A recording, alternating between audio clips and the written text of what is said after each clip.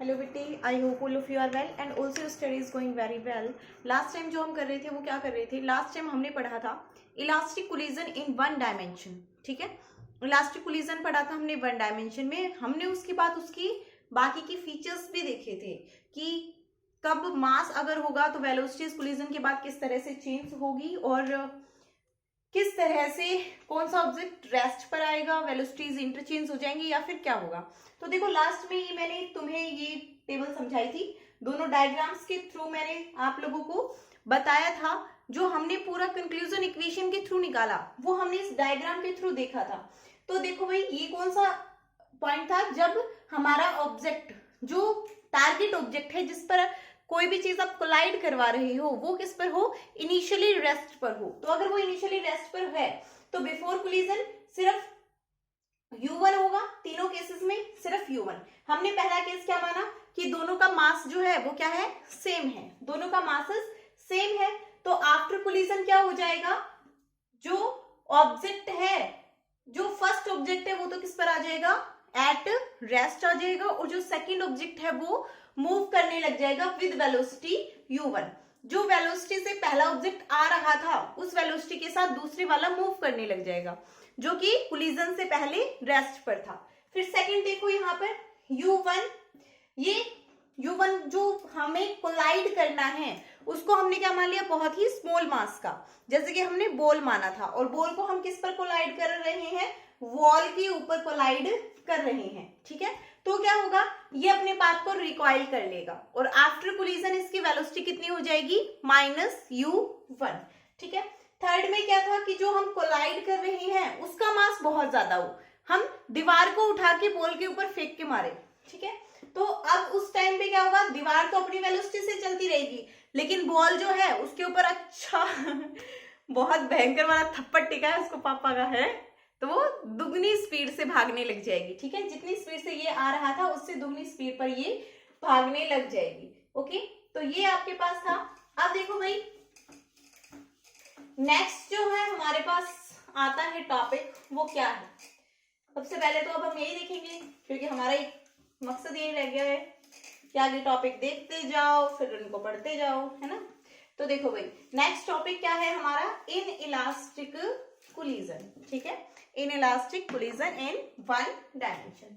So write down the topic, in elastic collision in one dimension. तो देखो भाई, in elastic collision in one dimension में क्या होता है? हमने पढ़ा था कि इलास्टिक कोलिजन कब होगा? जब after collision linear momentum and velocity दोनों क्या रहे? कंजर्व रहे। बट इन इलास्टिक कोलिजन में क्या होता है? इन इलास्टिक कोलिजन में बिफोर कोलिजन जो है वो लीनियर मोमेंटम आफ्टर कोलिजन भी रहता है। मतलब लीनियर मोमेंटम तो क्या रहता है?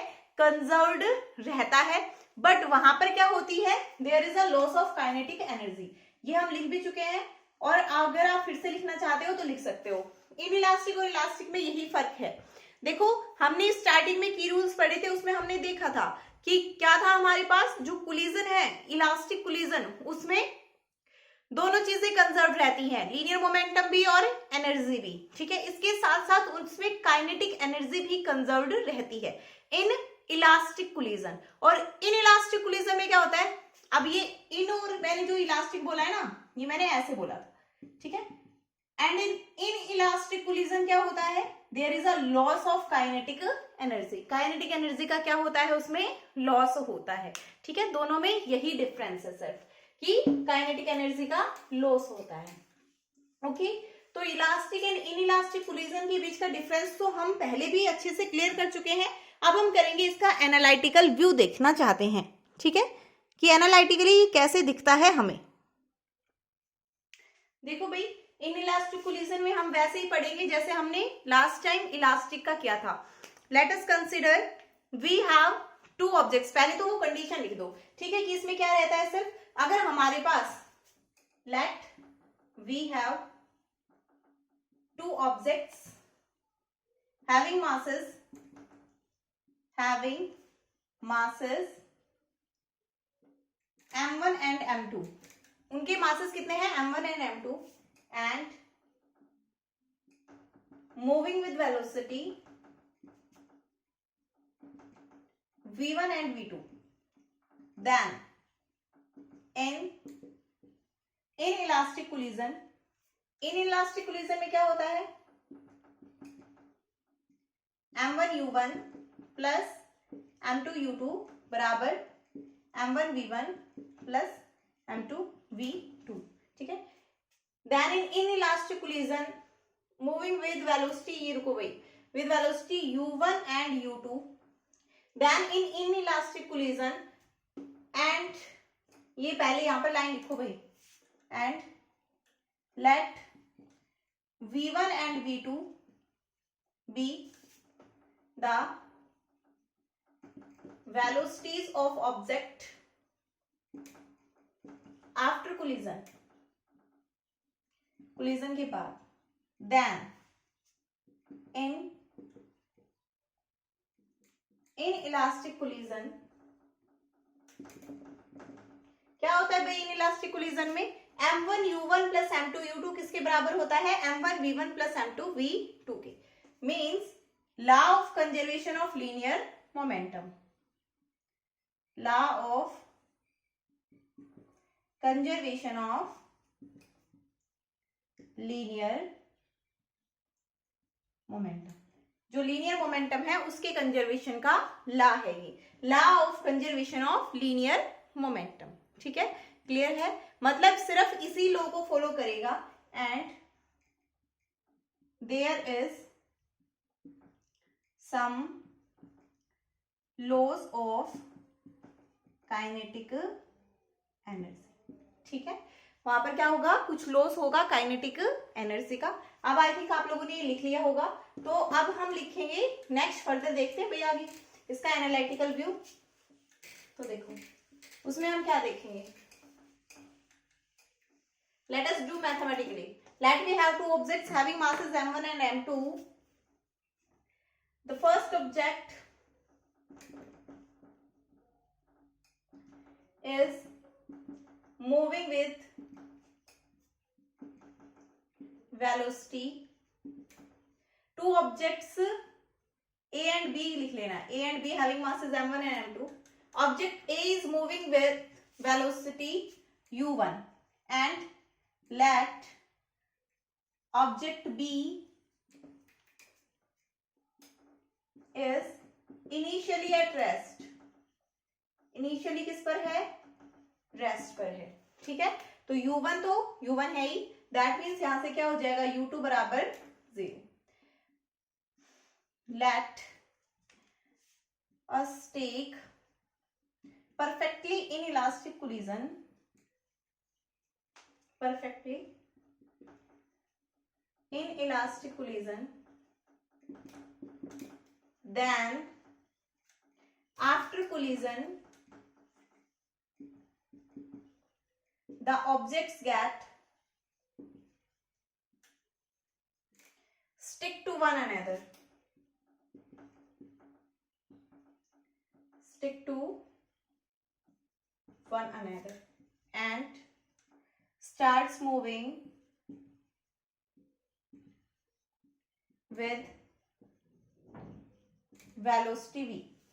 जो दोनों ऑब्जेक्ट हैं वो क्या करते हैं, एक दूसरे के साथ चिपक जाते हैं और चिपक कर क्या करते हैं, एक ही वेलोसिटी के साथ मूव करने लग जाते हैं, ठीक है। तो let here this is object A, this is object B, ये है बिफोर कोलिजन, यहां बना लो ना, ए है u1 के साथ मूव कर रहा है, ये b है, u2 0 है, मतलब एट रेस्ट है। तो ये कंडीशन कब की है, ये है बिफोर कोलिजन, कोलिजन से पहले ये था, ये u1 के साथ मूव कर रहा था, ये किस पर था, एट रेस्ट था, ठीक है। तो यहां से आफ्टर कोलिजन क्या हो जाएगा, दोनों एक दूसरे के साथ चिपक जाएंगे, ठीक है, दोनों एक दूसरे के साथ चिपक जाएंगे और ये कॉमन वेलोसिटी v के साथ मूव करना स्टार्ट कर देंगे, a and b, m1 and m2, ठीक है। तो अब हमने पढ़ा है कि इन इलास्टिक कोलिजन में क्या कंजर्व रहता है, लीनियर मोमेंटम तो कंजर्व रहता है और काइनेटिक एनर्जी में थोड़ा सा लॉस हो जाता है। ठीक है, तो हम पहले अपना फॉर्मूला लगाते हैं लीनियर मोमेंटम का, और वहां से हमारे पास फाइनली जो वेलोसिटी होगी ऑब्जेक्ट्स की वो यहां से निकल के आ जाएगी। तो लगाओ, applying law of conservation of linear momentum, applying law of conservation of linear momentum. Total linear momentum before collision बराबर total linear momentum after collision. Linear momentum before collision बराबर total linear momentum after collision. ठीक है, दोनों जो collision से पहले था वो किसके बराबर होगा, कोलिजन के बाद वाले लीनियर मोमेंटम के बराबर होगा। ठीक है, तो क्या आ जाएगा यहां से, कोलिजन से पहले कितना था, m1u1 प्लस m2 इंटू 0 बराबर m1 प्लस m2 इंटू में v। v की वैल्यू निकाल दो, यहां से क्या आ जाएगी, m1u1 upon m1 plus m2। This is your velocity after collision. ठीक है, कोलाइड करने के बाद जो ऑब्जेक्ट्स हैं वो इस तरह से मूव करेंगे। ओके, अब देखो भाई, further we want to check out kinetic energy. So kinetic energy before collision तो कितनी होगी, बिफोर कोलिजन बराबर half m1u1 square and kinetic energy after collision बराबर हाफ m1 इंटू v का स्क्वायर। ठीक है, m1 प्लस m2, क्योंकि दोनों साथ साथ मूव कर रहे हैं ना, और v स्क्वायर। ठीक है, अब हम क्या देखना चाहते हैं कि आफ्टर कोलिजन काइनेटिक एनर्जी कितनी होगी। तो आफ्टर कोलिजन हम काइनेटिक एनर्जी कितनी होगी हम ये देखना चाहते हैं। तो ये देखो, ये यहां से इसमें v की वैल्यू पुट कर दो, कितनी हो जाएगी, half m1 plus m2 into में यहां से v का स्क्वायर करके डाल दो m1u1 upon m1 plus m2 का स्क्वायर। ठीक है, तो यहां से एक, जब ये नीचे वाले का स्क्वायर बनेगा तो एक m1 प्लस एक m2 तो इससे कट जाएगा, और बचेगा क्या, सिर्फ half m1 square u1 square upon में m1 plus m2। This is your kinetic energy after collision. ठीक है, इन इलास्टिक कोलिजन, ये आपके पास इन इलास्टिक कोलिजन में काइनेटिक एनर्जी है कोलिजन के बाद में। ओके, तो अब देखो, हमने कहा था there is a loss of kinetic energy. Kinetic energy क्या होगी, हमेशा कम ही होगी आफ्टर, मतलब जब हमारे पास कैसा कोलिजन होगा, इन इलास्टिक कोलिजन होगा उस टाइम पे। ठीक है, देखो भाई, तो जब हम लॉस निकालना चाहते हैं तो हम क्या करेंगे, काइनेटिक एनर्जी बिफोर कोलिजन में से काइनेटिक एनर्जी आफ्टर कोलिजन को माइनस कर देंगे। ठीक है, अब अगर हमारे पास वो पॉजिटिव वैल्यू आ जाती है तो क्या हुआ है, लॉस हुआ है, और अगर नेगेटिव वैल्यू आती है तो क्या किया है भाई, गेन किया है। ठीक है, तो देखो भाई, निकालो loss in kinetic energy, loss in kinetic energy. Kinetic energy before collision, kinetic energy before collision minus kinetic energy after collision. ठीक है, जो काइनेटिक एनर्जी है बिफोर कोलिजन वो किसके बराबर होगी, काइनेटिक एनर्जी आफ्टर कोलिजन की। Subtract half m1 u1 square minus this half m1 square u1 का स्क्वायर अपॉन में m1 प्लस m2।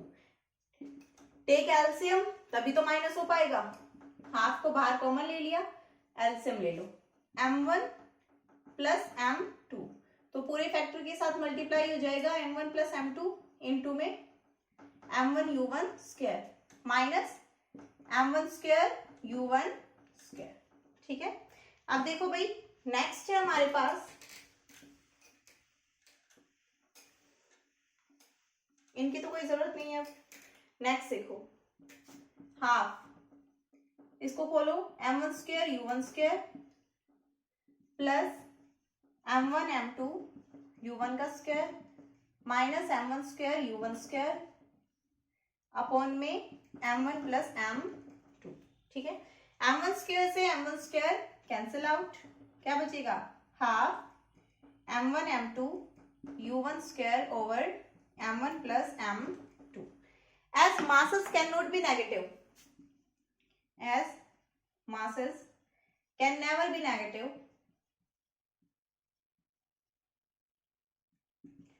masses कभी भी नेगेटिव नहीं हो सकते हैं, and there is square of velocity, there is square of velocity, और वेलोसिटी का क्या है यहाँ पर स्क्वायर है। So loss in kinetic energy is positive,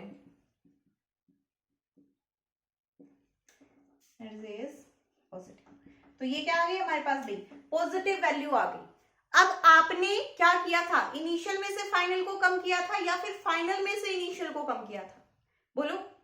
initial में से फाइनल को कम किया था। देखो हमने यहाँ पे लिखा भी है kinetic energy before collision minus kinetic energy after collision. तो जब बिफोर वाली में से आपने आफ्टर कोलिजन को माइनस किया और वो वैल्यू पॉजिटिव आ रही है, मतलब स्टार्टिंग में आपके पास ज्यादा वैल्यू थी, बाद में कम हो गई, तभी तो कुछ पॉजिटिव वैल्यू मिली ना आपको। ठीक है, स्टार्टिंग में आपके पास 5 थी, बाद में 3 हो गई, तभी पॉजिटिव मिलेगी। अगर स्टार्टिंग में 3 होती, बाद में 5 हो जाती तो माइनस मिलती। अगर माइनस वैल्यू आती तो हम क्या कह देते, there is gain in kinetic energy. But हमारे पास कैसी वैल्यू आ रही है, नेगेटिव वैल्यू आ ही नहीं रही है, हमारे पास तो कैसी आ रही है, पॉजिटिव वैल्यू आ रही है। और पॉजिटिव वैल्यू आ रही है, that means there is gain in kinetic energy, क्या sorry there is loss in kinetic energy. तो इन इलास्टिक कोलिजन में हमारे पास क्या होता है, काइनेटिक एनर्जी का लॉस होता है। यही हमने अपना थ्योरी में भी पढ़ा था। क्या पढ़ा था हमने थ्योरी में, कि जो law of conservation of linear momentum है वो तो वैलिड होगा, but law of conservation of energy भी वैलिड होगी। टोटल एनर्जी बिफोर कोलिजन और टोटल एनर्जी आफ्टर कोलिजन तो बराबर है, लेकिन काइनेटिक एनर्जी बराबर नहीं है। काइनेटिक एनर्जी का कुछ ना कुछ लॉस हुआ है, काइनेटिक एनर्जी कम हुई है। और काइनेटिक एनर्जी किसकी वजह से होती है, ओनली बिकॉज ऑफ मोशन। सिर्फ मोशन की वजह से जो एनर्जी होती है उसको हम क्या कहते हैं, काइनेटिक एनर्जी। ठीक है, सिर्फ मोशन की वजह से एनर्जी को। अब हमारे पास जो V आया था, कितना आया था भाई V, अभी निकाला ना हमने, m1 u1 अपॉन में m1 प्लस m2। ठीक है, ये देखा था हमने। यहां से देखो m1 upon m1 plus m2, ये वैल्यू हमेशा 1 से क्या होगी, छोटी होगी। छोटी क्यों होगी 1 से, देखो भाई अगर मैं आप m को 100 मान लू, m1 को, और m2 को मान लू 1, इसके कंपैरिजन में तो बहुत छोटा है, लेकिन फिर भी ये रेशियो अगर मैं निकालना चाहूं 100 अपॉन 101 आएगा। अब जब 100 अपॉन 101 आ रहा है तो 1 से तो कुछ ना कुछ छोटी वैल्यू आ रही है ना। इसका मतलब आप चाहे जब तक m2 0 नहीं होगा तब तक ये जो रेशियो है ये क्या रहेगा, लेस देन 1। और m2 0 हो गया तो आप कोलाइड किसके साथ करवाओगे, हवा के साथ करवाओगे, हैं। हवा में भी मॉलिक्यूल्स का कुछ ना कुछ वजन रहता है। तो यहां से क्या आ गया, ये ratio, this ratio is always less than 1। यहां पर लिख लेना एज वी नो। तो ये क्या है, this ratio is always less than 1। ये रेशियो क्या होगा, हमेशा ही किससे छोटा होगा, 1 से छोटा होगा। सो स्पीड या velocity after collision will always be less than 1. Sorry, initial velocity. In elastic collision में जो फाइनल वेलोसिटी होगी, कोलिजन के बाद में जो वेलोसिटी होगी वो हमेशा ही क्या रहेगी, कम रहेगी किसके कंपैरिजन में, जो कोलिजन से पहले वेलोसिटी है उसके कंपैरिजन में। ठीक है, तो देखो भाई हमने दोनों पढ़ लिए हैं, elastic collision in 1 dimension and elastic collision in 2 dimension. ठीक है, दोनों को हमने अच्छे से डिस्कस कर लिया है, elastic collision in 1 and 2 dimension. तो यहाँ पर कोई भी आपके पास डाउट नहीं रहना चाहिए, आप अच्छे से कर लोगे। Elastic collision in 1 and 2 dimension, sorry 2 dimension में हम फर्दर पढ़ेंगे, आगे बढ़ेंगे। हमने पढ़ा है elastic collision in 1 dimension and in elastic collision in 1 dimension. आपको सिर्फ कंडीशंस याद रखनी है। देखो डेरिवेशन देख के ना आपको बहुत ही ये लग रहा होगा पता नहीं यार क्या है, इवन कुछ बच्चों ने तो स्किप ही कर दिया होगा, स्टार्टिंग में देखकर फिर उसको स्किप कर दिया होगा। तो देखो बेटा स्किप कुछ भी नहीं करना है, सिंपल है बिल्कुल। तुम्हें क्या करना है, ऑब्जेक्ट्स कंसीडर करने हैं। कैसे, मासेस मानने हैं m1 m2, वेलोसिटीज माननी है u1 u2। ये बिफोर कोलिजन का किस्सा हो गया। अब आफ्टर कोलिजन मास तो चेंज नहीं हुआ, ठीक है। अब वेलोसिटीज चेंज हो गई हैं अगर, तो वो क्या हुई है हम ये देखना चाहते हैं। तो वहां पर आप क्या मानो, आफ्टर कोलिजन v1 एंड v2। अब आफ्टर कोलिजन v1 एंड v2 आप मानेंगे तो क्या होगा, आपको पता है कि जो law of conservation of momentum है और law of conservation of energy वो हर जगह वैलिड रहता है। ठीक है, कि टोटल एनर्जी हमेशा कंजर्व रहती है, कभी भी एक फॉर्म से दूसरी फॉर्म में कन्वर्ट ही हो जाएगी, लेकिन कभी भी डिस्ट्रॉय नहीं हो सकती। इसी तरह जो लीनियर मोमेंटम होता है वो भी क्या रहता है, कंजर्व्ड रहता है। ठीक है, उसको भी आप डिस्ट्रॉय नहीं कर सकते हो। तो एक बार तो ये कंडीशन लगाओ कि लीनियर मोमेंटम कंजर्व्ड है, दूसरी बार में लगाओ आपके पास काइनेटिक एनर्जी कंजर्व्ड है, वहां से रिलेशन निकाल लो। तो जो इलास्टिक कोलिजन था उसमें क्या हो गया था, कोफिशिएंट ऑफ रेस्टिट्यूशन 1 आ गया था। ठीक है, अब वहां पर जब कोफिशिएंट ऑफ रेस्टिट्यूशन 1 आ गया था, दैट मीन्स फिर हमारे पास ये इक्वेशन बन गई थी। ठीक है, अब इस इक्वेशन से हमने क्या किया था, v2 और v1 को फाइंड आउट कर लिया था। ठीक है, इससे हमने v2 v1 फाइंड आउट किए थे, और जो v2 v1 थे उन्हीं की हेल्प से हमने आगे के फर्दर सारे केसेस देख लिए थे कि अगर ऑब्जेक्ट सेम मासेस के होंगे तो कैसा होगा, दोनों मूव कर रहे हैं और सेम मास के हो तो कैसा होगा। ठीक है, अब किसी खुराफाती बच्चे के दिमाग में ये आ रहा हो कि मैडम इधर चलने वाला ऑब्जेक्ट कम वेलोसिटी से चल रहा और इधर वाला फास्ट, तो बेटा इसका कभी कोलिजन ही नहीं होगा। ठीक है, तो आपका इलास्टिक कोलिजन कंप्लीट हो गया है। अब हम करेंगे further elastic and in elastic collision in 2 dimension. 1 dimension का हम पढ़ चुके हैं, अब हम 2 डायमेंशन का पढ़ेंगे नेक्स्ट लेक्चर में। ठीक है।